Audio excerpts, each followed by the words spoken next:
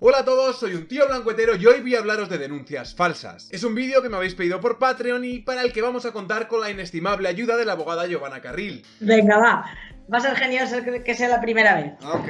Bueno, vamos a lo que vamos, denuncias falsas. ¡Cuidado! Si eso no existe, mírale al neomachista de Manual con las denuncias falsas de... Ok, venga, un whisky y a dormir. ¿Qué son las denuncias falsas? ¿Existen? ¿Es un molesto mantra misógino? ¿Hay algo de cierto en ese continuo run run? Para empezar, como todos sabéis, cuando se habla normalmente de denuncias falsas se refiere a las supuestas denuncias por violencia de género interpuestas por mujeres a hombres con intenciones meramente punitivas, es decir, como una forma indirecta de atacar la integridad física y emocional de tu pareja o expareja, o con la intención de sacar distintos réditos en procesos de separación. Giovanna Carril nos explicaba en qué consistían algunas de estas ayudas. Para la denunciante supone un tipo de prebendas como ayudas estatales, consistentes en una ayuda de 426 euros durante un año prorrogable a 2, incluso que pueda despedirse de su trabajo e ir a otro lugar y cobrar igual el desempleo. Pueden acceder incluso a subvenciones en pisos de alquiler, a tener puntos en oposiciones o en trabajos de ayuntamientos o de comunidades autónomas, o sea, de trabajos públicos.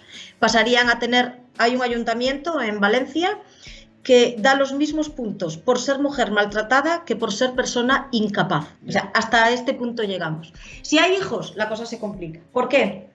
Porque curiosamente, si a ti te denuncian por maltrato y tienes hijos, automáticamente te queda prohibido por el Código Civil que tú tengas la custodia de tus hijos y ni siquiera la custodia compartida. Eso significa que te vas de tu casa, pierdes tu casa, si tienes hipoteca sigues pagando la mitad, además te buscas un piso de alquiler, pagas una pensión a unos hijos a los que casi no ves y encima esperas juicio. Y la pregunta que nos tocaría hacernos a todos sería ¿cuál es el número de denuncias falsas que hay? ¿Cuántas? ¿Son muchas? ¿Pocas? ¿Alguna? ¿Ninguna? Por un lado, los medios de comunicación nos bombardean día sí día también con el mensaje de que las denuncias falsas son en realidad el famoso 0,0000x%. Desde el diario Público titulaban: desmontando mitos, solo el 0,014% de las denuncias por violencia machista son falsas. La Fiscalía General del Estado abrió 18 causas por falsa acusación contra otras tantas mujeres de un total de 129.292 denuncias presentadas en 2015 por malos tratos. Por otro lado, en El Confidencial decían: la Fiscalía contra el mito de las denuncias de violencia de género.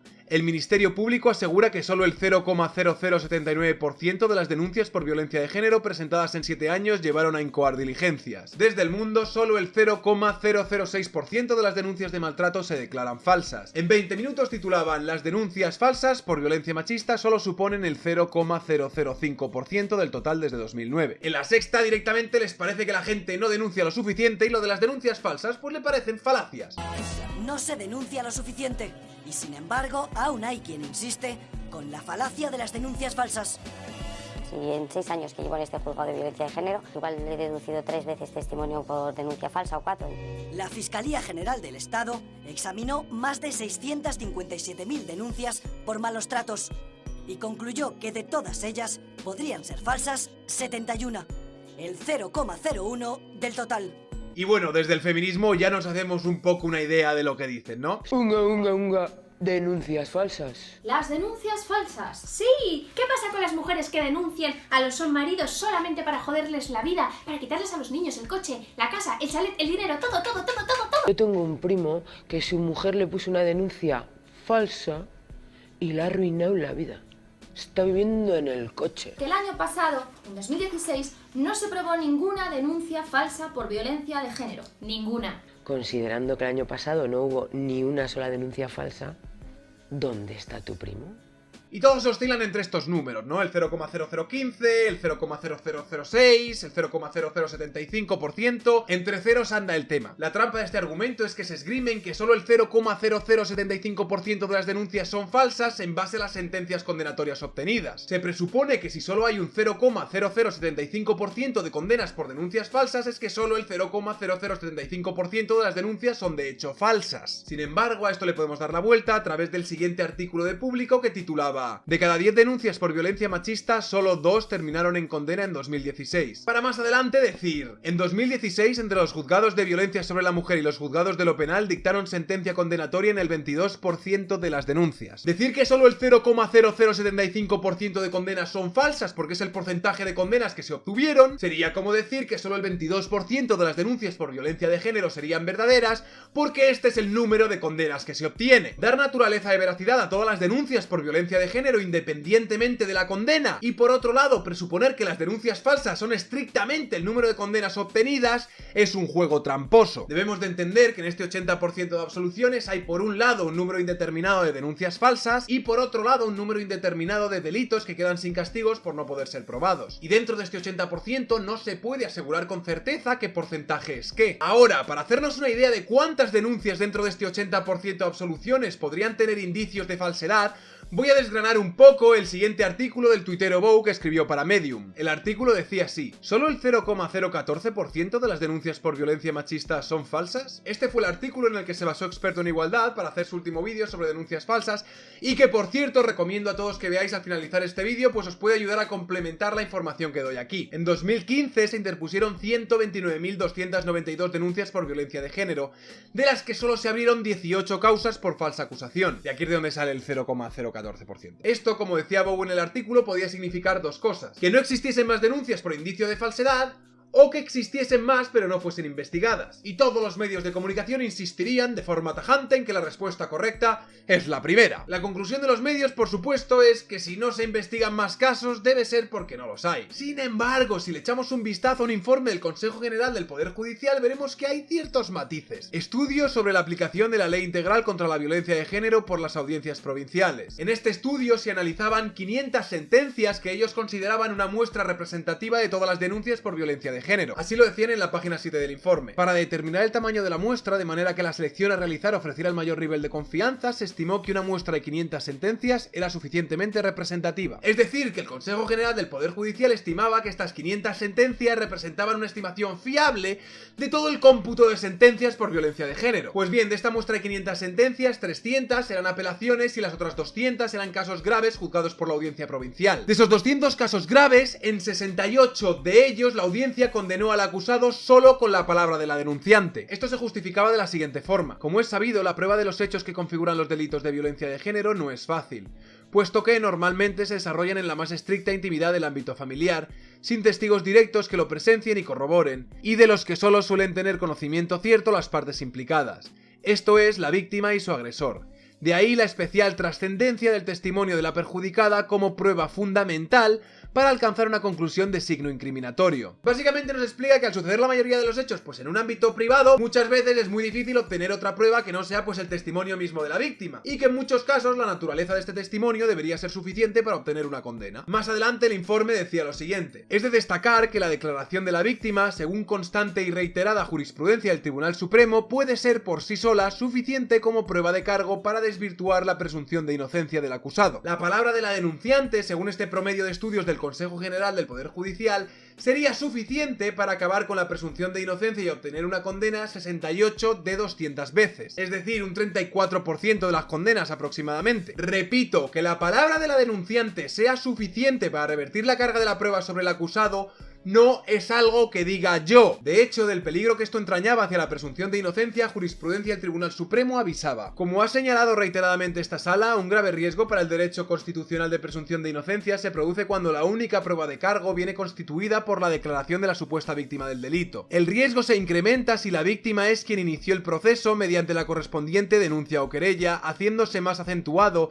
si se constituye en parte ejercitando la acusación particular, pues en tal caso se constituye en única prueba de la acusación hacia el propio acusador. Basta con formular la acusación y sostenerla en el juicio para desplazar aparentemente la carga de la prueba sobre el acusado, obligándole a ser él quien demuestre su inocencia frente a una prueba de cargo integrada únicamente por la palabra de quien le acusa. ¿Y cuáles serían los criterios entonces que validen la palabra de la denunciante como prueba para destruir la presunción de inocencia del denunciado? Pues bien, más jurisprudencia, el Tribunal Supremo decía lo siguiente: esta sala viene declarando de manera constante y reiterada que el testimonio de la víctima, aunque no hubiese otro más que el suyo, cuando no existan razones objetivas que invaliden sus afirmaciones o provoquen dudas en el juzgado impidiéndole formar su convicción en consecuencia, es considerado apto para destruir la presunción de inocencia, siempre que se analice su testimonio conforme a los criterios que ha construido nuestra jurisprudencia de forma reiterada y que son: 1. Ausencia de incredibilidad subjetiva que pudiera resultar de sus características o de sus circunstancias personales, es decir, que la denunciante no tenga credibilidad por tener trastornos mentales o por estar enemistada con el acusado, por ejemplo. 2. Verosimilitud del testimonio basada en la lógica de su declaración y el suplementario apoyo de datos objetivos. Que la acusación básicamente sea algo verosímil, o sea, que si alguien dice que se le ha apuñalado, pues que haya una herida, esas cosas. Y 3. Persistencia en la incriminación que debe ser mantenida en el tiempo y expuesta sin ambigüedades ni contradicciones. Es decir, que en el relato de la acusación no haya vaguedades y que siga una mínima lógica. En definitiva, yo creo que nos podemos hacer una idea, ¿no? Básicamente, con que la acusación sea verosímil en su exposición, no entre en contradicciones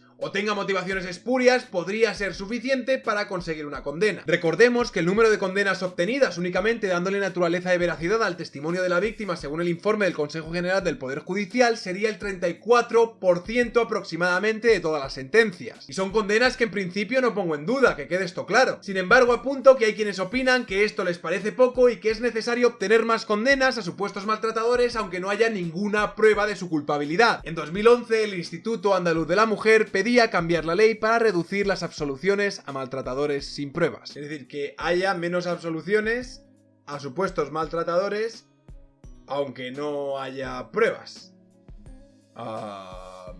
Esto al final creo que es un problema grave y de difícil solución. Por un lado, probar un delito de esta naturaleza se antoja algo complicadísimo, y por otro lado estamos hablando de exterminar uno de los derechos humanos más fundamentales de la mitad de la población, que es la presunción de inocencia, y que además sería uno de los pilares sobre los que debería estar constituido nuestro sistema de derecho. Que el derecho a la libertad de la mitad de la población dependa de la buena voluntad de la otra mitad de la población sería un secuestro del Estado de Derecho y un paso atrás en cualquier sistema democrático de garantías. Y esto no significa que esté diciendo que las mujeres vayan a utilizar esto contra los hombres de forma indiscriminada o que las mujeres sean entes malvados y emocionales que vayan a utilizar la ley de forma caprichosa y oportunista. Pero sí significa que personas de una naturaleza antisocial o malvada se pueden aprovechar del sistema, pues este les da pie a ello, para destrozar la vida y atentar contra la integridad física y emocional de terceros de forma sistémica sin que haya nada que les ampare. Esto, señores, es sin duda la dirección en la que nos encaminamos y algunos incluso dirían que es la situación en la que nos encontramos actualmente. Pero bueno, como dice la ministra de Justicia, lo mejor es que hay que reformar mentes y yo todavía no me he enterado. Siguiendo con el informe del Consejo General del Poder Judicial, 48 de cada 200 casos acaban en absolución ya que el tribunal estima que el testimonio de la denunciante no corresponde con la realidad. No hay que olvidar que según el artículo 456 de la acusación y denuncias falsas y de la simulación de delitos, el juez o el tribunal,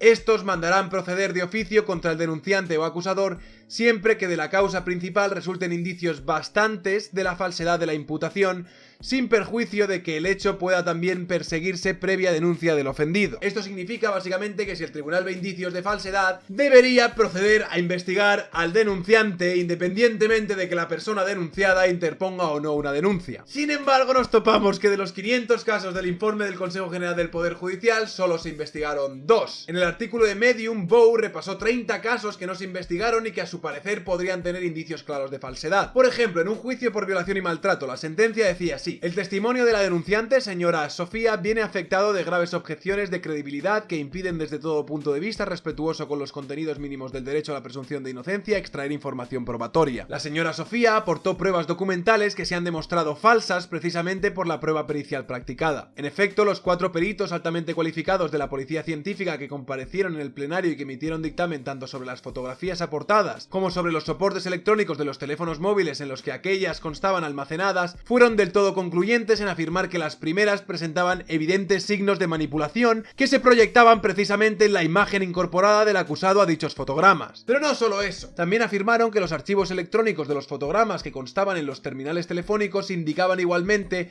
signos de alteración mediante la utilización de programas informáticos de manipulación de imágenes. Que hasta en sentencias absolutorias en las que se acredita cosas como que la acusación está presentando pruebas manipuladas por Photoshop, ni siquiera en estas sentencias la Fiscalía considera que haya indicios como para proceder de oficio contra el acusante. Si damos un repaso a las sentencias del informe del Consejo General del Poder Judicial, observamos que por lo menos 30 sentencias absolutorias son de características similares a la ya mentada. ¡Ojo! Esto no significa ni estoy diciendo que estas 30 denuncias sean falsas, ni mucho menos.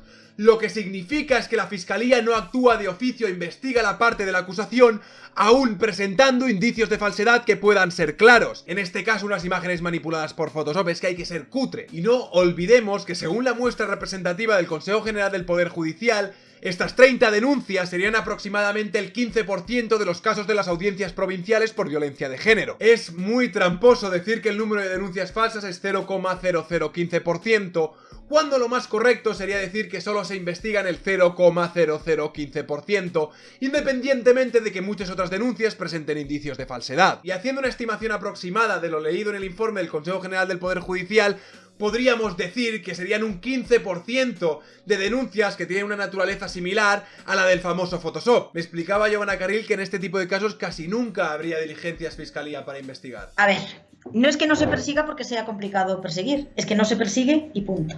Fiscalía, cuando ve indicios, pero en violencia de género y en cualquier otro tipo de procedimiento penal, de que hay o una denuncia falsa o se produce una testifical falsa, debería deducir testimonio. ¿Eso qué es? De oficio, abrir unas diligencias previas para investigar, ¿vale? ¿Qué sucede? ¿Por qué sale ese 0,0 tropecientos ceros, 1 o 1,6, depende de dónde mires? Porque no se persigue. Fiscalía solo persigue aquellos casos que son tan escandalosos que no hacerlo sería casi delictivo. Por ejemplo, esta señora en Andalucía que denunció a su exmarido por un quebrantamiento de condena diciendo que el señor se le había acercado y que le había amenazado de muerte haciendo este gesto, y cuando se intentan abrir diligencias el hombre llevaba 11 meses muerto, se había suicidado. Pues claro, si Fiscalía no llega a abrir ahí unas diligencias, claro, apaga y vámonos. Es casi como participar en el hecho delictivo de la denuncia falsa, ¿vale? Pero ¿qué pasa en los casos en los que son poco escandalosos? Aunque de hecho sean muy firmes y no solo haya indicios, sino pruebas de que esa denuncia es falsa. Si no hay riesgo de que no salga en la tele, de que se convierta en un escándalo, pues si quieres, queréllate tú. Mira, yo ahora estoy preparando una querella por denuncia falsa, ¿vale? La denuncia falsa es absolutamente manifiesta. ¿Por qué? Porque cuando la señora dice que mi cliente le estaba golpeando, insultando y además golpeando las piernas y produciendo unos moratones horrorosos, pues a esa misma hora mi cliente estaba a kilómetros de distancia y además estaba siendo grabado por unas cámaras de seguridad que habían instalado en su parking y que la señora desconocía. Fiscalía no dedujo testimonio cuando presentamos esas pruebas inequívocas de que este señor no solo no la había agredido, sino que ni siquiera estaba cerca de ella cuando ella dice que fue agredida. Lo que debería haber hecho Fiscalía es por lo menos indagar, ¿no? Tú me dices que una señora me dice que a las 7 este señor le ha golpeado, a las 7 este señor demuestra con unas pruebas contundentes como son las grabaciones de seguridad de un parking que dice que estaba a kilómetros de allí. ¿No crees que eso no es solo un indicio, sino una prueba suficiente por lo menos para abrir diligencias? Pues este señor, si quiere hacerlo, va a tener que pagar a su abogado y a su procurador. ¿Por qué? Porque Fiscalía no lo ha hecho de oficio. Y evidentemente este señor, para evitar que se lo vuelvan a hacer, quiere tomar medidas.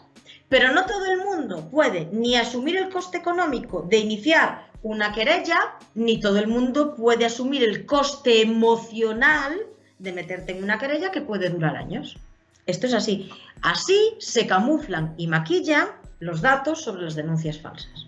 Porque la estadística, como todos sabemos, depende de quién y de cómo maneje los datos. Claro, cuando luego desde el diario titulan con orgullo: la Fiscalía no probó ninguna denuncia falsa por violencia de género el año pasado. Uno se pregunta si acaso Fiscalía tenía el más mínimo interés en investigar alguna de estas denuncias. Porque parece que no. ¿Y cuál es el protocolo cuando alguien interpone una denuncia por violencia de género? Bien, tenga la naturaleza que tenga, lo más probable es que la persona denunciada se vaya detenida. En el programa de la Sexta Policías en Acción podemos ver un fragmento en el que unos policías atienden la llamada de una supuesta víctima de violencia de género por un caso de amenazas.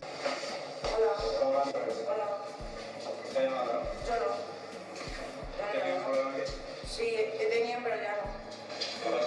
Pues nada, yo me estoy separando con mi pareja y me hace la vida posible, tengo amenazas que me va a matar, nos va a matar a mi pareja actual, lo tengo grabado todo. Hasta aquí se ha llevado a mis 2 hijos, porque me acompañan a oeste, le he dicho que ahora estás amenazando, digo, si estoy hablando con usted, ¿cómo le puedo estar amenazando? a sus hijos a la fuerza? A las 4, a casa de su madre. ¿Pero le toca la custodia? No, no había ni custodia ni nada. ¿Formula alguna denuncia? Sí, por malos tratos. ¿Tiene alguna orden de...? No, está en proceso. La madre vive aquí, en el apartado al lado. La chica está poniéndolo en una denuncia por amenazas. ¿Amenazas con que me matarán? Lleva un mes. No. A usted no lo ha creído, ¿no? No. Claro, siempre lo que nos ha enseñado, ¿no? La ha amenazado. Ayer por la noche, yo cogí y me fui. A ver, le informo de esto de la calle. Se trata de una pareja que está en plena separación, divorcio. El marido se ha llevado los hijos, desea presentar denuncia. Supuestamente la expareja de la denunciante se habría llevado a los niños, se habría amenazado con matarla a ella y a su pareja actual, y simplemente la palabra de la chica es suficiente para que los policías actúen un protocolo de detención, como vamos a ver a continuación. Y aquí vemos, aquí están hablando con el hombre.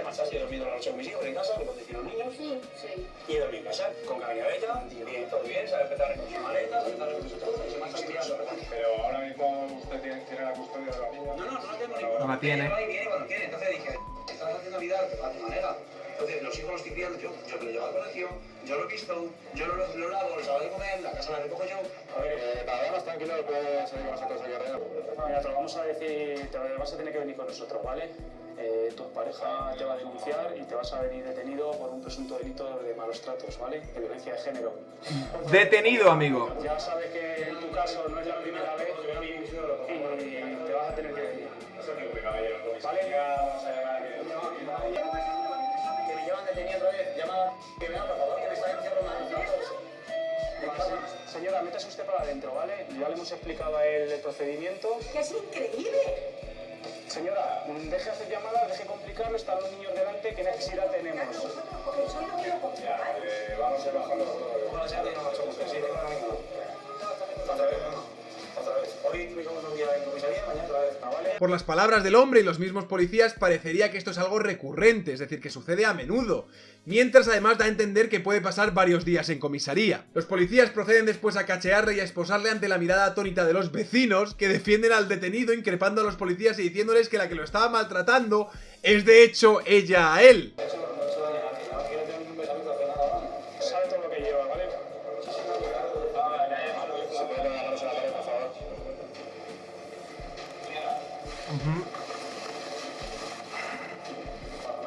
Por una denuncia por amenazas, amigos. Las esposas. Recibido. A ver, señora, por favor, apártense, ¿vale? Sí. Los vecinos, por supuesto, le ven y saben de qué va el tema. Bueno, pues es una vez en el juicio, pues el que lleva los testigos que... Sí, ahora se va a comisaría, ¿de acuerdo? Bueno, ahora le puedo dar más información. ¿Me hacen el favor? Estamos trabajando, por favor. Por lo menos.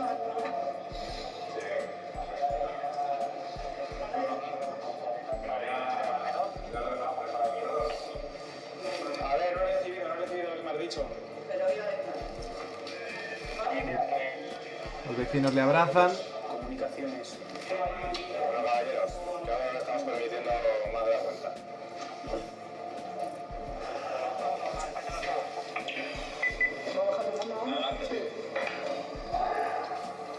Bien, si no, tienes abogado particular, ¿no? Ha dicho tu familia. Y esta señora ahora es muy graciosa.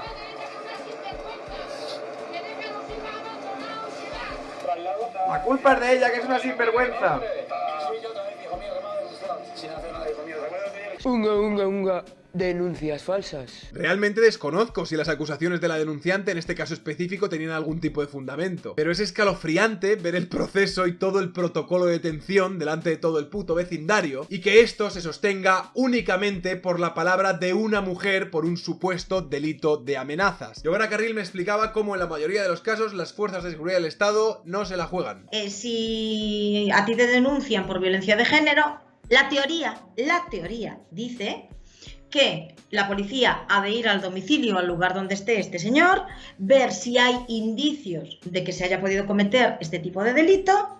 Si no se ven indicios, pues tramitar al juzgado. Si se ven indicios, proceder a su detención, calabozo, y al día siguiente o como máximo 72 horas, puesta a disposición judicial. Pero ¿cuál es la realidad? Las instrucciones que tienen los agentes son: si es violencia de género, no la juguéis a que pase nada. Denuncia de violencia de género, detención. Ya el juez que decida.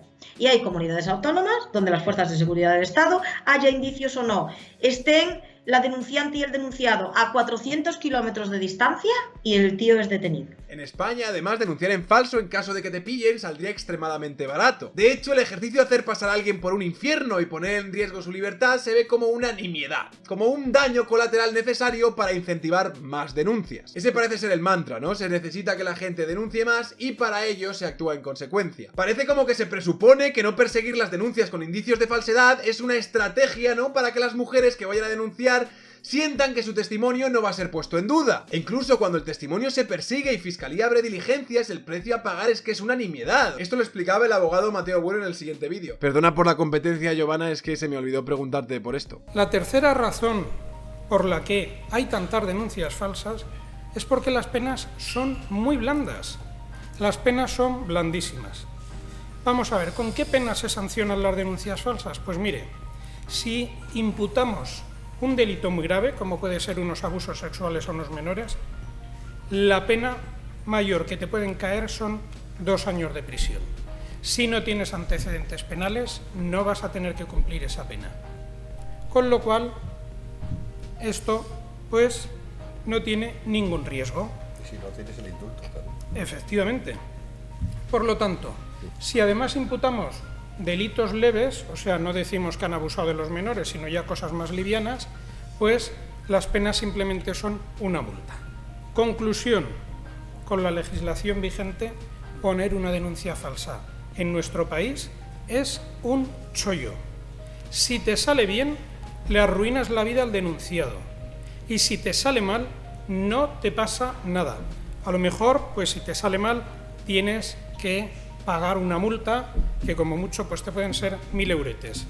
Teniendo en cuenta lo que se puede conseguir con una denuncia falsa y que el riesgo que corres es pagar 1000 euros, pues bueno, hay gente que hace esa valoración y dice, pues bueno, me compensa tirar para adelante con la denuncia falsa. Ahora voy a leer un extracto de un artículo de investigación de BuzzFeed News en el que se investiga el hecho de que en Reino Unido la justicia sí sea implacable cuando ve indicios de falsedad en una denuncia. Y es interesante porque es una aproximación casi paradójica a lo que llevamos hablando durante todo el vídeo. Es decir, yo estaría denunciando que no se investigan la mayoría de denuncias por indicios de falsedad, y en el Reino Unido la gente de BuzzFeed estaría denunciando que de hecho sí se investiguen las denuncias con indicios de falsedad. Como si eso fuese algo malo. Es para mear y no echar gota, ya veréis. Mujeres vulnerables son enjuiciadas de forma rutinaria y encarceladas por falsas acusaciones de violación en el Reino Unido. Encarceladas por falsas acusaciones de violación. Exacto, o sea, esa es la forma en la que se deberían hacer las cosas. Si denuncias a alguien por un crimen por el que le pueden caer 8 o 9 años de cárcel y se demuestra que has mentido, lo más justo es que vayas a prisión. Pero por lo visto a la gente de BuzzFeed pues esto no le parece nada bien, ¿no? Aun reconociendo que una denuncia falsa te puede arruinar la vida. Las denuncias falsas de violación pueden arruinar vidas.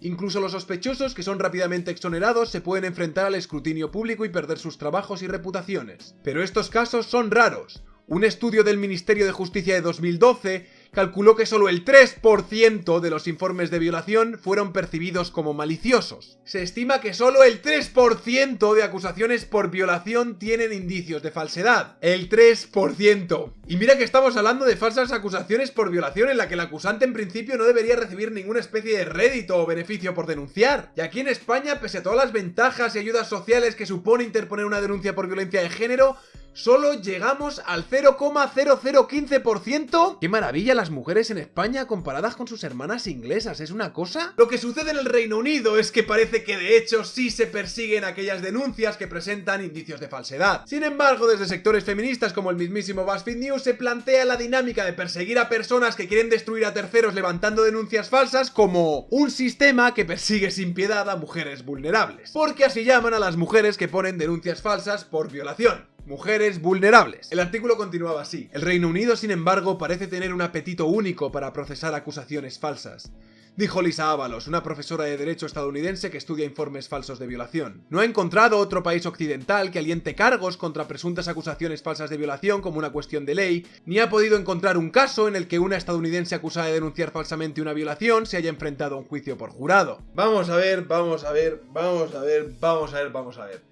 Lo normal sería que el resto de países tomasen ejemplo de Reino Unido.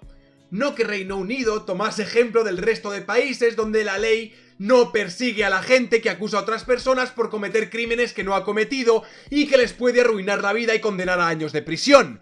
Creo yo que eso sería lo inteligente. Es increíble que se denuncie que la ley es demasiado dura por un delito de esta naturaleza y que debería seguir el camino de otros países occidentales, como nosotros, en los que se da por supuesto, como pasa en España, que una denuncia falsa rara vez será perseguida y de serlo difícilmente llegará a penas de cárcel. El artículo seguía así, es que es para mear y no echar gota. No es de interés público enjuiciar agresivamente a las mujeres que mienten en casos de violación. No doy crédito a lo que veo. O sea, que un experto diga que no es de interés público enjuiciar agresivamente a las mujeres que mienten en casos de violación. Tengo la sensación de que esto es lo que pasa aquí. O sea, tengo la sensación de que esto es exactamente lo mismo. Y tengo la sensación de que si aquí de repente se empezase a perseguir las denuncias falsas con un poco más de severidad, habría feministas y expertas del Instituto de la Mujer que empezarían a tener este discurso. Estoy seguro. Venga, vamos a seguir. No es de interés público enjuiciar agresivamente a las mujeres que mienten en casos de violación, dijo Ábalos.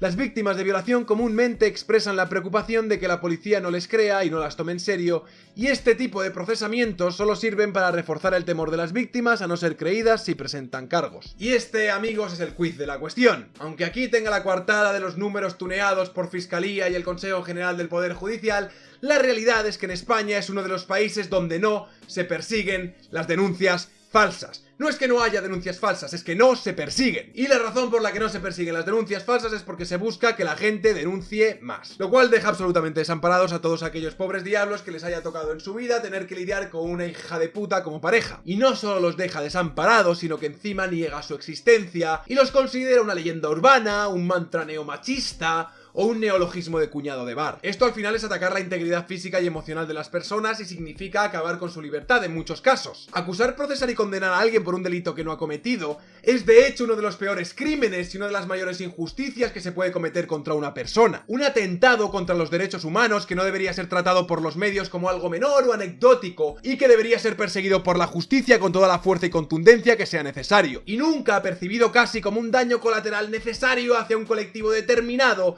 para preservar la integridad física de otro colectivo, por muy oprimido que creamos que esté. Soy un tío blanco hetero, dale like si te ha gustado el vídeo, compartid y suscribiros al canal. Me he quedado afónico con este vídeo, ya verás. Gracias de nuevo a la abogada Giovanna Carril por acceder a entrevistarse para este vídeo. En los próximos 2 días subiré la entrevista completa, que dura aproximadamente 1 hora y 40 minutos. Me encantó charlar contigo, Giovanna, eres un amor de persona, ojalá nos veamos algún día cara a cara. También agradecer a Cuca Casado, los del chat de Igualdad Real, a Bou, en definitiva, a todos. Por último, gracias a todos mis privilegiados, opresores, machirulos, señoros y hombres blancos heteros que me apoyan por Patreon. No podría dedicarme a esto sin vosotros. Si queréis apoyar mi canal, dadle al botón de Patreon que aparecerá en la esquina izquierda al acabar el vídeo. Y creo que ya he terminado por ahora, aunque estoy seguro que me ha salido un vídeo largo de cojones. Bueno, pues eso. Un saludo y hasta otra.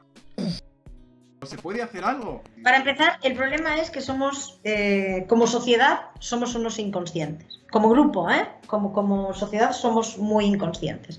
Tenemos una ley en la que desconocemos, o sea, la sociedad desconoce la ley y las consecuencias de la Ley Integral de Violencia de Género hasta que le toca vivirla en sus propias carnes.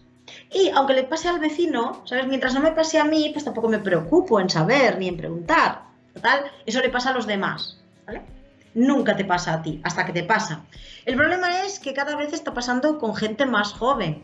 La media de edad de mis clientes ha descendido considerablemente en los últimos años, Entonces, vamos a ver. Esta ley es tan absurda que para proteger a un número de mujeres que realmente son víctimas de maltrato, pasa por encima de derechos que deberían ser considerados fundamentales, porque de hecho así lo reconoce la Constitución, independientemente del sexo que tengas. A mí me hace mucha gracia porque el discurso feminista tiene 2 vertientes. Hay una vertiente feminista que dice que se justifica por la cantidad. Es decir, como mueren más hombres, más mujeres a manos de hombres que hombres a manos de mujeres, esto justifica esta ley. Entonces, si yo sigo esta misma máxima, me encuentro con que hay más niños muertos a manos de madres o madrastras que de padres y padrastros. Entonces, hacemos una ley que endurezca más si la víctima es un niño y la agresora es una mujer que si es un hombre. Como el 85% de los accidentes laborales que se producen en este país, considerados graves o muy graves, los sufren los hombres y menos del 15% lo sufren las mujeres, dedicamos 1.000 millones de euros a evitar accidentes laborales, pero solo los aplicamos, esas medidas de seguridad solo las aplicamos a los hombres porque son quienes más mueren en accidentes laborales. ¿Tú crees que la sociedad aceptaría esto? O sea, proteger a bulto, a granel, por número. ¿Tú crees que lo consentiría? No, ¿verdad? Y luego tenemos otra vertiente que dice ni una más. Solo una muerte justifica esta ley. Entonces yo digo, si solo la muerte de una mujer justifica esta ley, solo la muerte de un hombre justificaría que esta ley se aplicase también a hombres, a gays y a lesbianas.